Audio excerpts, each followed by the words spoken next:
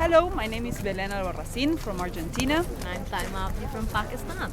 and we are here in Scotland, in this place called Highlands, to find out about a worldly famous monster. Oh, you're talking about Nessie. Exactly, Nessie. And do you know about him? Do you know his story? It's it's a monster that used to live in the Loch Ness. All right. Okay, so definitely Nessie was harming the people all around.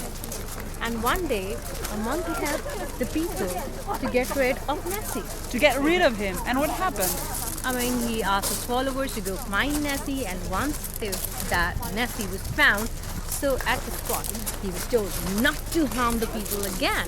So he told Nessie off, the monster off. Yes. Well, the curious thing is that some years later, Nessie was spotted.